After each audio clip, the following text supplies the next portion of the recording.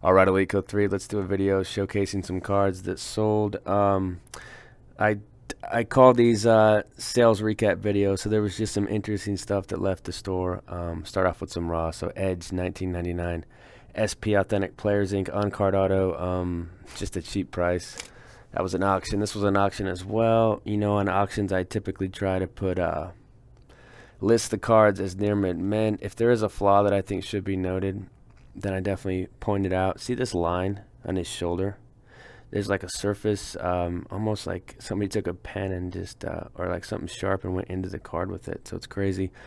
That was pointed out in the description, so hopefully the buyer read it.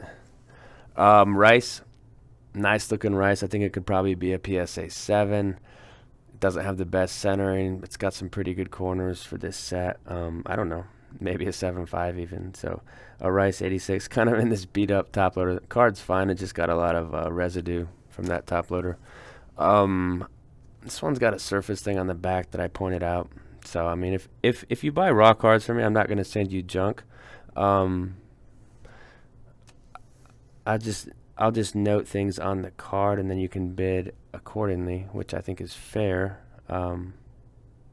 So Trout 2011 Bowman Chrome. It's an interesting one. I thought there was one more raw card. Maybe that's it for the raws. Here's the gradeds.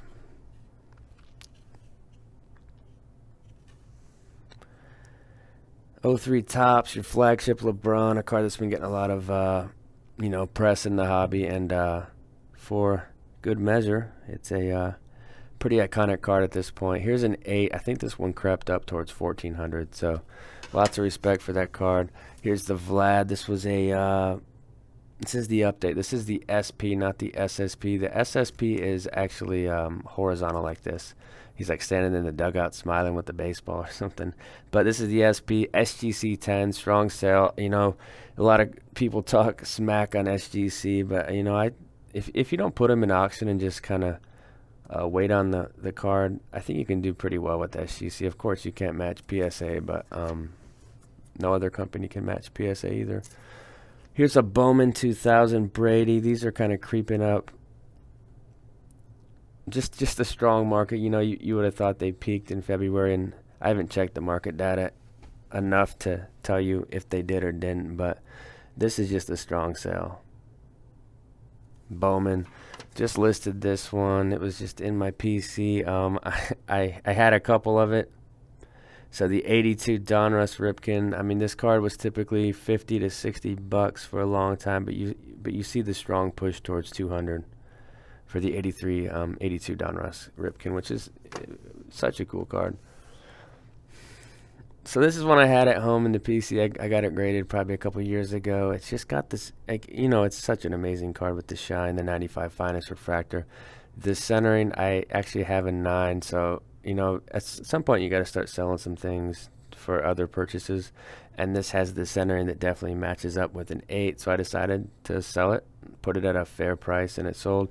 A lot of my buy it nows are just, I don't like doing the best offer thing. I just check the market. I try to price stuff fairly, and if people buy, they buy. If they don't, they don't. Brujan, Rays prospect. So we'll kind of see what happens with him, if there's going to be room. I think he's going to start out in AAA. But prospect base auto in a 10, a decent sell. This Mattingly just came back in my last 500 card order, which I just finished filming, so I'm going to edit that. I would look for that one in a couple weeks, but yeah, Water into Wine order, which was definitely not as good as the one before, but I'll still show the card. So this Mattingly came from there. Nice 9, top to bottom. Does not warrant a 10, but respectable 9. Another LeBron 8. This is the 2003 Fleer Ultra Gold Medallion, Lucky 13.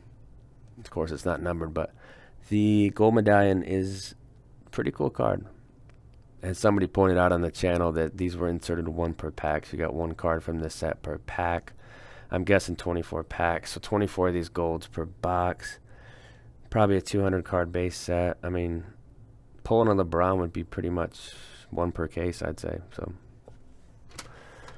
this is one that I couldn't tell online, but I bought this for my PC. I want to this is such a cool set, the 64 tops, and I wanted an 8. So I looked around. This one looked centered. It looked great, but something about it bothered me was the registration. And in person, you might be able to see it better, but the face is just it's a little blurry. And I'm picky when I'm buying a card from the PC, and it's this expensive, and it's this, a card I'm going to keep for a long time. So I'm going to sell this one, and I'm going to keep looking for another one. But it's an amazing example. Some people don't care about the registration. I mean, if you ignore that, this card is gorgeous. Vic Topps Chrome gaining steam. Vic's market, just slowly creeps along. His contenders autos in a 9. I think I sold one for close to $700 a couple months ago. PSA 10. I've got one in my store. It's probably overpriced, but it's Vic, so I don't care. So I went through my Breeze collection. I probably bought this raw for like $5 back in the day and got it graded years and years ago. But I was like, I'm gonna find a card that I can just sell real quick that doesn't match the grade, and I found one. Found a hanger here.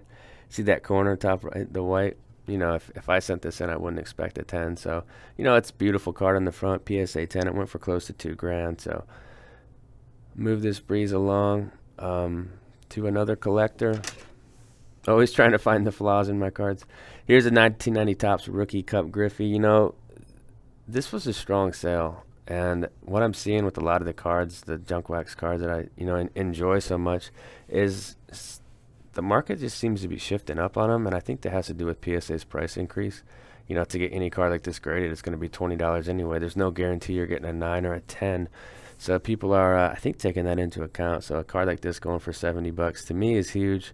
This was always a $15, $20 card. So I think the Water and the Wine series is going to live on. Just be a bit more selective, but there's still a lot of cards I can send. So that's it. Fun sales. I'd like to film these when there's some interesting stuff leaving. So let me know what you guys thought about the video in the comments.